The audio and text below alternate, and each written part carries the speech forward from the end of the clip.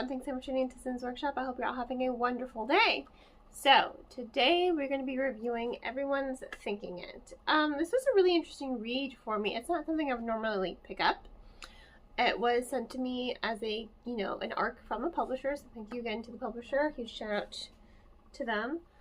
But it's not a novel that I typically would have picked out for myself. I am glad I read it though. The mystery in it is really, so I like murder mysteries when it comes to young adult or horror kind of mysteries. This one is more contemporary in the sense that it's dealing with a school scandal. So you have two cousins, they are Nigerian, and it is Kitan and I can't even read my notes. I read Kitan's name and Liane. Man, I hate when I can't read my own handwriting. But you have your two cousins. Now, they are Nigerian born and they go to a privileged 90% white, upper class, rich, private school, right? Now, they used to be very close, but Kitan has kind of assimilated herself. So she's in with the popular crowd now, and even though she's in band, she's in with the popular crowd, including the very rich white girl who likes to appropriate other people's cultures, and she sees nothing wrong with it at all. She likes pretending she's another race so that she can get modeling gigs and become an online influencer. I mean, she's toxic, but she's white and privileged, so she thinks nothing can touch her. And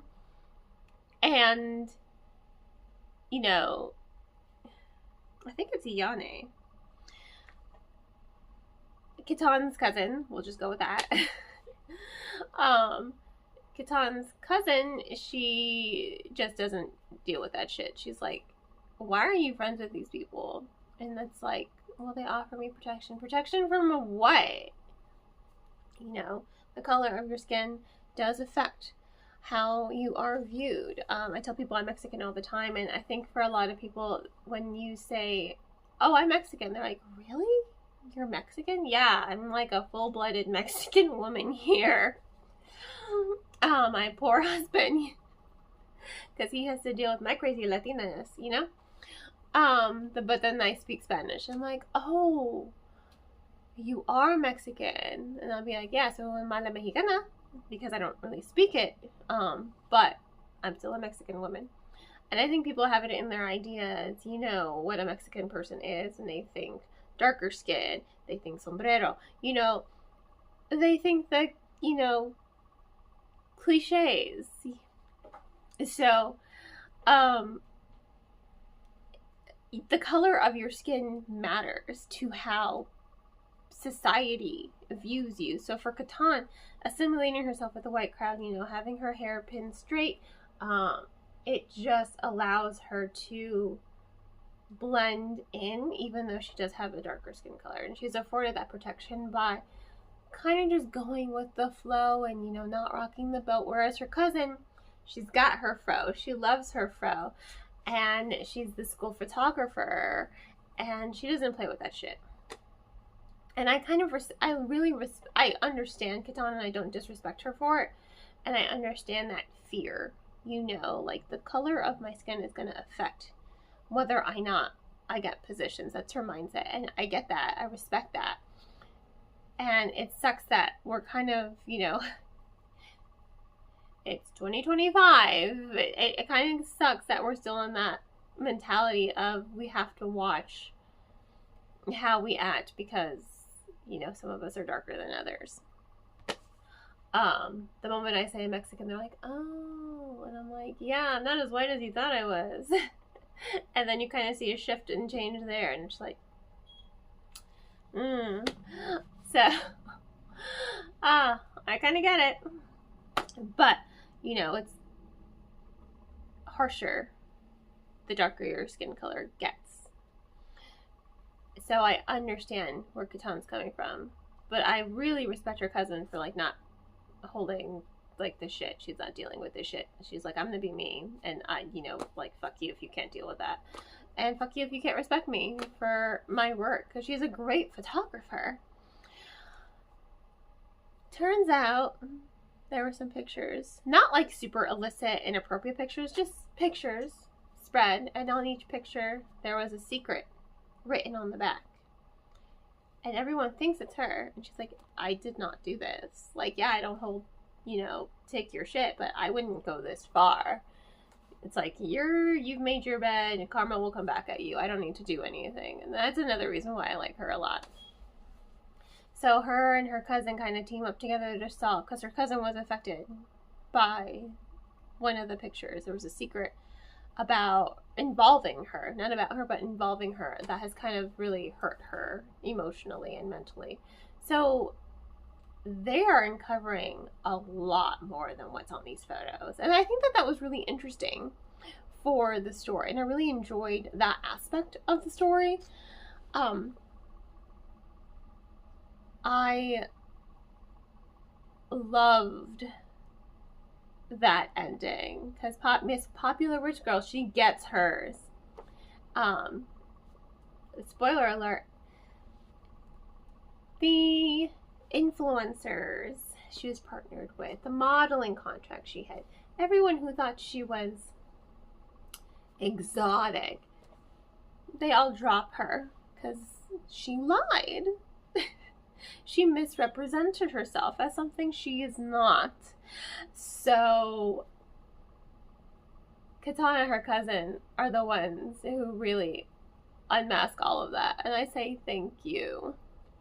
Just thank you.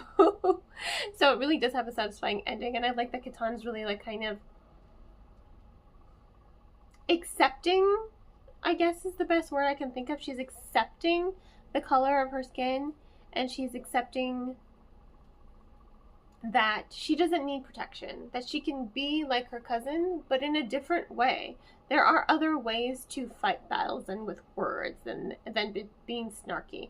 There are other ways to be you without sacrificing your integrity. And I think even her cousin, she thinks, you know what, maybe I don't have to be this abrasive all the time, you know.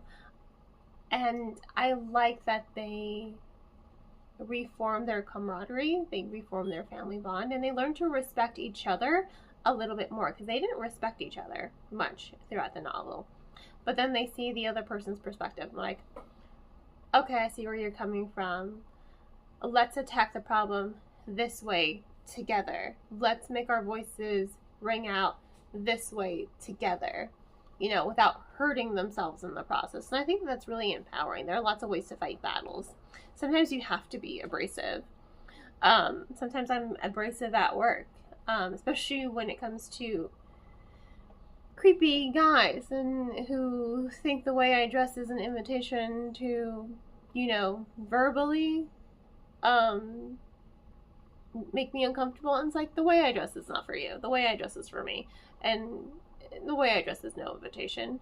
And so I'm curt and I'm abrasive. And then there are other ways where I kind of just don't attack the problem at all, and I just walk away. There are a lot of ways to handle different situations.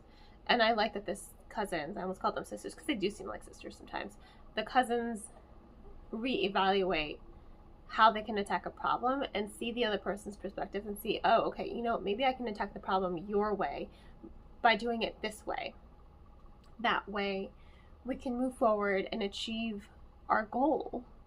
So it was a really good read. It was lots of commentary, you know, on classism, on racism, on cultural appropriation.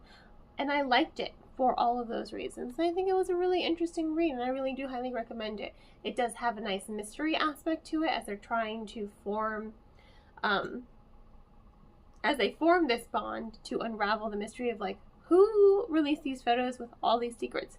I did not see the suspect coming out. I did not see that coming. Not even on my list of suspects. Not even on the list there. So, yeah, really nice twist at the end. I love how Rich Girl gets hers, and honestly, I like the acceptance and respect that comes out of it as well. So, really good read. Thank you, publisher, once again for giving it to me. On that note, I will include all the details on the book and where you can get it in the description. Please don't forget to like, subscribe, and share with all your book-loving friends. I hope you all have a wonderful rest of your day, and as always, happy reading.